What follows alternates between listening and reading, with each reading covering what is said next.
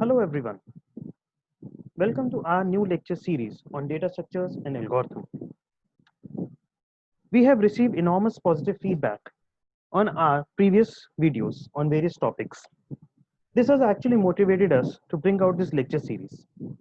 So let's begin with the first lecture of this series, Introduction to Data Structures and Algorithms. This is a brief introduction about myself. I am Dr. Prashanti Gupta. This is a link to my website. It has all the information about me, my current role, the syllabus I have designed, the international visits that I have gone, the research papers that I have published, the subject that I have taught, and various other things. My passion is research and teaching. A prerequisites for this course, which I consider, are the basics of the C programming language. However, those who don't know about C programming language need not worry, because other programming languages also will be accepted over here. Throughout this course, we'll be mainly dealing with the C programs, and we'll be discussing with the algorithms. We will show how these algorithms can be converted to the C programs. Conversion of these C programs to other programming languages is pretty straightforward. So anybody who doesn't have any knowledge of the C program should not get himself or herself demotivated. About the books and reading materials, we'll be using mainly the standard textbooks like the Shom series or the algorithms book by T.H. Corman. My personal suggestion is you can follow this lecture series throughout without having to refer to any reading material, and I guarantee you that you will be able to master this data structure subject very easily. Now, what is a data and why do we need it? Data can be defined as a collection of raw values. Say for example, I can keep a diary which has all the collection of names of the people that I know. I can have a collection of friends' names, their telephone numbers, and so on, or any collection of such data values in the files which are in any random order. This is called a raw data. When we try to make out some meaningful information out of it, then it is called a information. Nowadays, data and information are actually used interchangeably. Now, the basic idea is data can be either simple or composite. Say, for example, the student enrollment number. In most of the universities, the enrollment number of the students are generally a combination of some alphanumeric values. Say, for example, CS something something like that. So, this enrollment number combined as a combination of alphabets and numbers has some meaning. If we split it into two parts, if we separate the alphabets and the numbers, then it has got no meaning left in it. On the other hand, there are also the composite type of data. Say, for example, the person's name. A person's name can be split into first name, middle name, or the last name. Even if we split the person's name into these three parts, still the individual part has its meaning. Question comes in, why do we need the data? Data we actually need because in the real life, data is present everywhere. We can have a look at the shopping websites. We can have a look at the basic phone that we have in our hand. It has a list of contacts. The shopping websites has a data of the customers. So data is present everywhere in real life, and data is very much important for predicting certain trends by the companies and all other places. Now question comes, why data organization is important. Data in itself as a single unit does not have much utility. Say for example, talking about a e-commerce industry, the industry is not able to get more information about the customer's buying need or about a group of customers as compared to a person who is a single customer buying certain products from the company. For a company to increase its sales, it has to be aware of the buying patterns or the needs of a group of customers or large number of customers. So therefore, individual data pieces don't have much utility as compared to when they're combined together.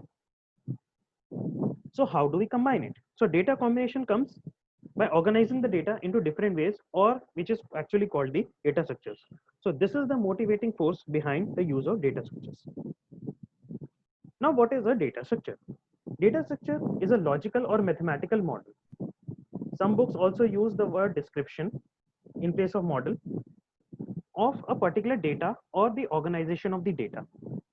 This is a bookish definition. In its general terms, data structure means some way of grouping the data together. You can assume it in that way. This can be a logical model, or we should be able to have some data, some information about the data in the form of mathematical model, some way of connecting the data or depicting the data.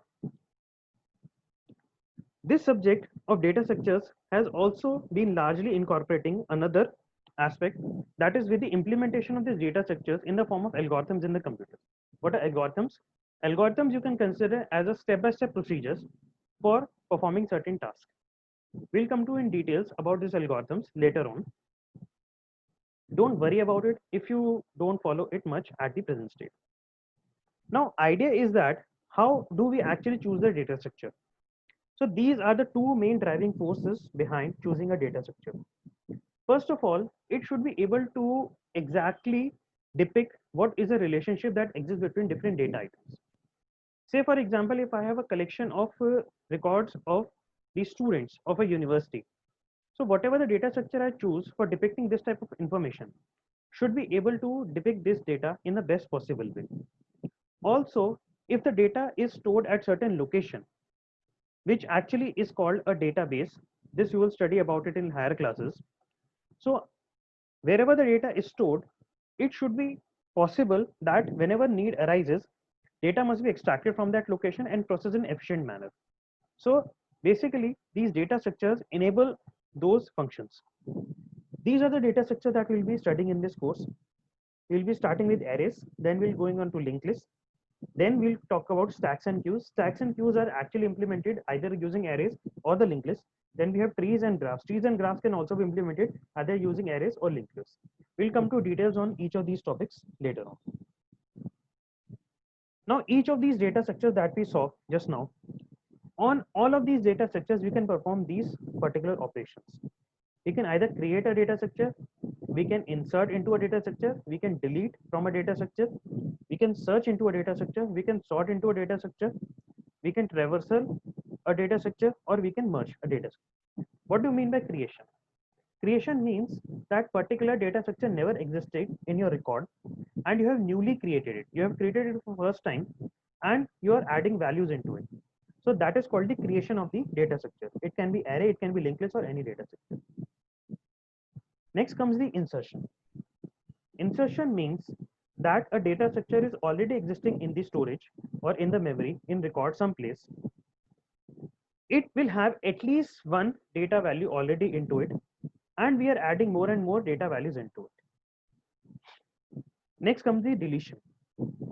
Deletion means either we can remove one data value from the data structure or we can remove multiple values from the existing data structure. Now, deletion can be performed in a number of ways. Either we can delete an item or collection of items occurring at a particular location or locations, or we may be given some value which we call as the key, through which we search into the data structure and delete particular occurrences of that data item or the key. Next aspect is the searching.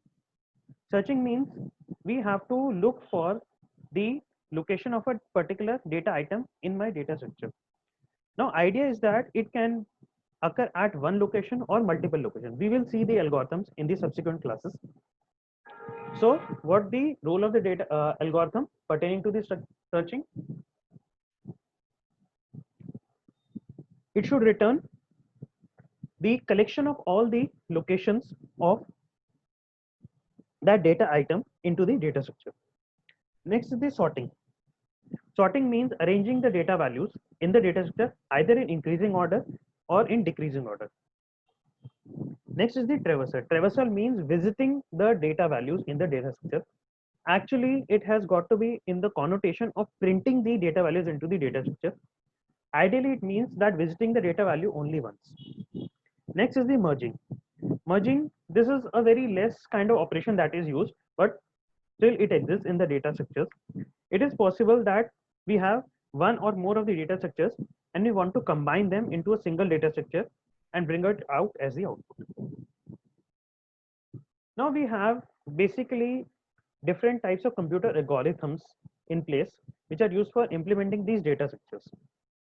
Algorithms, whenever they are designed, so there are certain constraints which are commonly referred to as the complexity of the algorithm. Complexity gives us a measure of the resource constraints that an algorithm consumes. It may be either a space complexity or a time complexity. Space complexity means how much memory a particular algorithm is taking up while it is in execution. And time complexity means how much execution time a particular algorithm is taking. Nowadays, there has been a lot of advancements in the storage devices, so memory is becoming quite cheap. So space complexity is no longer a very big constraint nowadays. Main constraint is the time complexity, how much execution time an algorithm is taking to run, and more focus is being shifted on to reduce this time complexity. Now, how do we measure a time complexity? Time complexity is expressed in terms of these asymptotic notations. But we have used the term asymptotic. Asymptotic means that is valid for very large amounts of data values. So these are the 5 notations that are used for expressing the asymptotic complexity. Either it is big O, big ohm, theta notation, small o, or small omega. Let us see each one of them in detail. Now this is the big O notation. Big O notation is also called an upper bound on the runtime of an algorithm. So as you can see over here, it is written as like in the form of fn, that is some function of n is the number of inputs. So fn is big O of gn. It is pronounced in that way, big O. Whenever we write this relation between two functions fn and gn or some distribution of the data values, so by this relation we mean that there exists some constants c and k. What is the significance of these constants c and k? You can see by the relation that is given. For some constant c and k, we can justify the relation that fn is greater than equal to 0 and less than equal to c times the function gn. And this relation holds for all the values of n greater than equal to this constant k. From the graph below, you can see